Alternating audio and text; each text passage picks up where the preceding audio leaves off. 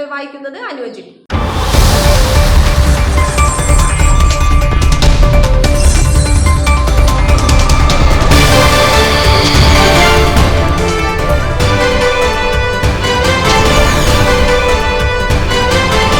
സഹകരണ മേഖലയിൽ സമാനതകളില്ലാത്ത തട്ടിപ്പും സാമ്പത്തിക ക്രമക്കേടും നടത്തിയ അങ്കമാലി അർബൻ സഹകരണ സംഘത്തിലെ നിക്ഷേപകർക്ക് പണം തിരിച്ചു നൽകാത്തതിൽ പ്രതിഷേധിച്ച് സംഘത്തിന് മുൻപിൽ നിക്ഷേപകർ റിലേ സത്യാഗ്രഹ സമരം ആരംഭിച്ചു.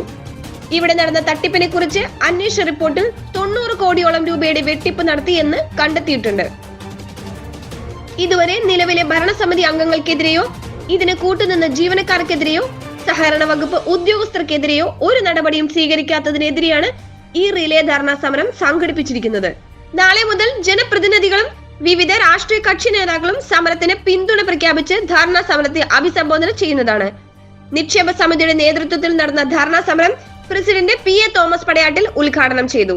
ഒരു സംശയമാണ് ഇവിടെ നടക്കുന്ന എല്ലാ കാര്യങ്ങളും അതാത് സമയത്ത് അറിയിക്കുന്നത് ഈ വൈസാഗെന്ന് പറയുന്ന സൗന്ദര്യം പറയട്ടെ. ഇവിടെ ഒരു ദിവസം ഇവിടെ ആത്മഹത്യാ പ്രശ്നം നടന്നു. ആ പ്രശ്നമോ അവരപ്പോൾ തന്നെ DP ചോറിനെ വിളിച്ചിട്ട് പറഞ്ഞു, ഇത് വെറുതെ പറഞ്ഞതാണ്. ഞാൻ ഇതുവരെ ചോദിച്ചിട്ടില്ല. ഇവിടെ ആര് നിക്ഷേപകർ നമ്മൾ വന്നാലും അവരോട് നമ്മൾ ആരും ഇല്ലെങ്കിൽ പറയും, നിങ്ങൾ എന്തിനാ ഈ അസോസിയേറ്റ് കുറ്റം, നിങ്ങൾക്ക് കാശിരിക്കാൻ പോലെ. വൈസാഖ് അവിടെ ഇരിക്കുന്നു, പറഞ്ഞ ആളുകൾ ഇവിടെ ഉണ്ട്, കേട്ട ഭാരവാഹികൾ ഇവിടെ ഉണ്ട്.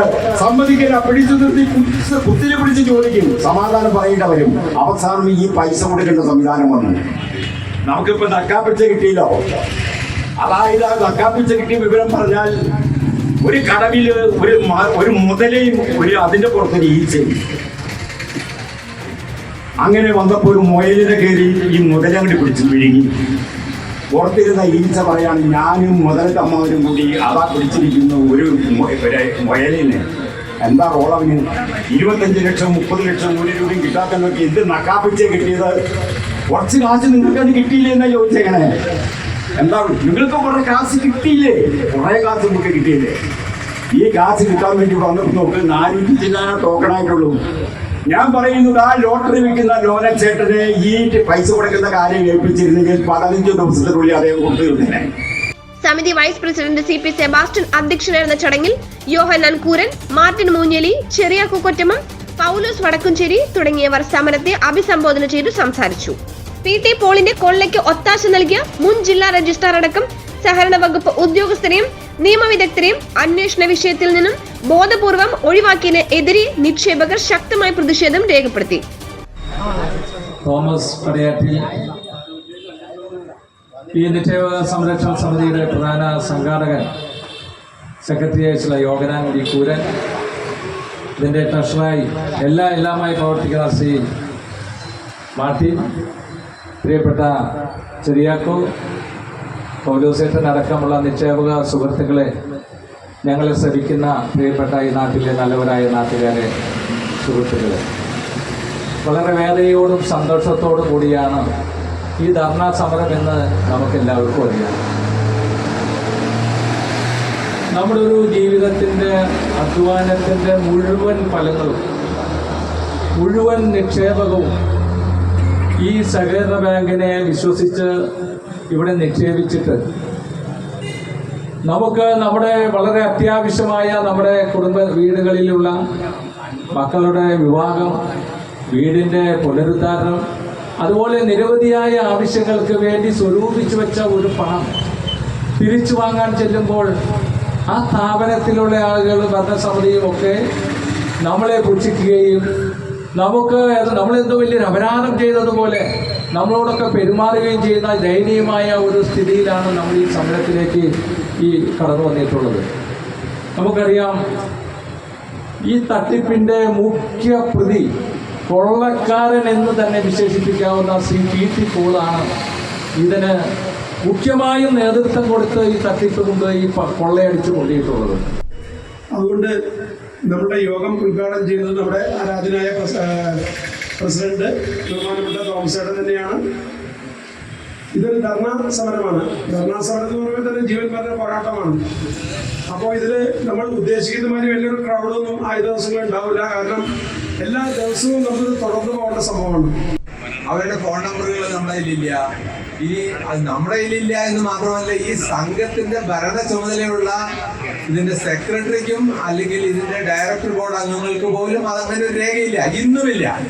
നിങ്ങളൊന്ന് ആലോചിച്ച് നോക്കൂ, ഇത് നമ്മുടെ ഗതികേടൊന്ന് ആലോചിച്ച് നോക്കൂ.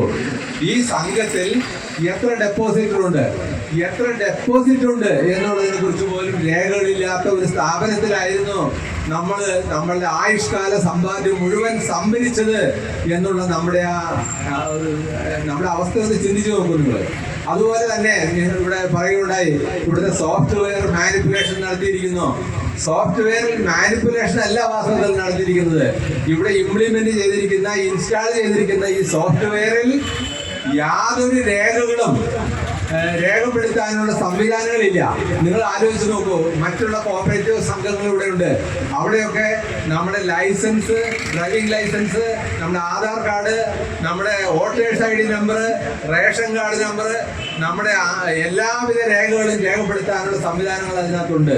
പക്ഷെ ഇവിടെ മാത്രം നമ്മുടെ യാതൊരു രേഖകളും ശേഖരിക്കാനോ അത് എൻട്രി ചെയ്യാനുള്ള സംവിധാനമില്ല. ഞാൻ മനസ്സിലാക്കുന്നിടത്തോളം, എനിക്ക് കിട്ടിയ അറിവിന്റെ അടിസ്ഥാനത്തിൽ ഞാൻ നിങ്ങളുടെ മുൻപിൽ സമർപ്പിക്കുകയാണ്. ഇത് കൊള്ള നടത്താൻ വേണ്ടി മാത്രം സംഘടിപ്പിച്ച ഒരു സംഘമാണ്. ഇൻസ്പെക്ഷൻ നടത്തി കൃത്യമായിട്ട് അതിൽ പ്രതിപാദിച്ചിട്ടുണ്ട് എങ്കിലും അതിൽ വലിയ ഒരു ന്യൂനത നമ്മൾ കാണുന്നുണ്ട്. കാരണം സഹകരണ വകുപ്പിലെ ഇൻസ്പെക്ടേഴ്സ് ഇതിനെ നീതിപൂർവമായി നടത്തുന്നു എന്ന് നടത്തിക്കൊണ്ടു പോകേണ്ട ആളുകൾ വേലി തന്നെ വിളവ് നിന്നിരിക്കുന്ന ആ ചരിത്രം അതിൽ പ്രതിപാദിച്ചിട്ടില്ല. അതായത് സർക്കാർ ജീവനക്കാരുടെ പങ്ക് ഈ അന്വേഷണ റിപ്പോർട്ടിൽ ഉൾപ്പെടുത്താതെ അവരെ എല്ലാവരെയും വെള്ളപൂശിയിരിക്കുന്ന ആ സംവിധാനമാണ് അതിൽ കാണുന്നത്. അതിനെതിരെ നമ്മൾ സമരവും കേസുമായി പോകും. ഒരൊറ്റയാളെയും രക്ഷപ്പെടാൻ നമ്മൾ സമ്മതിക്കില്ല. നിക്ഷേപക സമിതി അംഗങ്ങളിൽ അവസാനത്തെ ആളുടെ ഹൃദയത്തിലെങ്കിലും സ്പന്ദനം നിലനിൽക്കുന്നുണ്ടെങ്കിൽ ഒരു കള്ളനെയും ഒരു തട്ടിപ്പുകാരനെയും രക്ഷപ്പെടുത്താൻ നമ്മൾ സമ്മതിക്കില്ല എന്ന് ആണയിട്ട് പറയാൻ ഈ അവസരം ഞാൻ ഉപയോഗിക്കുകയാണ്.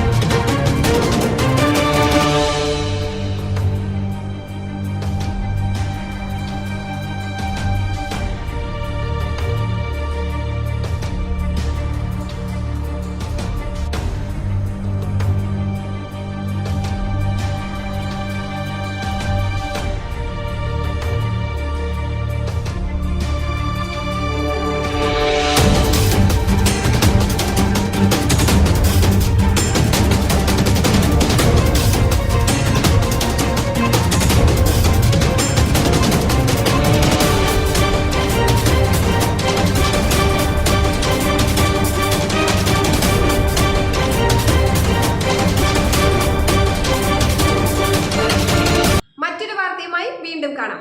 പൊടിപ്പും തൊങ്ങലുകളുമില്ലാതെ സത്യസന്ധമായ വാർത്തകളുമായി ഇൻസൈഡ് റിപ്പോർട്ട് നിങ്ങളിലേക്ക്. ചാനൽ ഫോളോ ചെയ്യുക.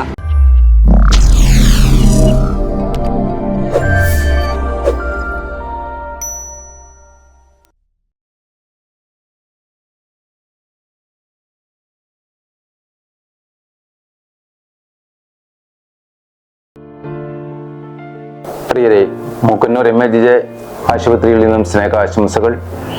ഈ വരുന്ന ജൂൺ 10 മുതൽ 30 വരെ ഇവിടെ സൗജന്യ ശ്വാസകോശ രോഗനിർണയ ക്യാമ്പ് നടക്കുകയാണ്. ഈ ക്യാമ്പിൽ പങ്കെടുക്കുന്നവർക്ക് സൗജന്യ കൺസൾട്ടേഷനും പൾമനോളജി ഫങ്ഷൻ ടെസ്റ്റും മറ്റ് ആനുകൂല്യങ്ങളും ലഭ്യമാണ്.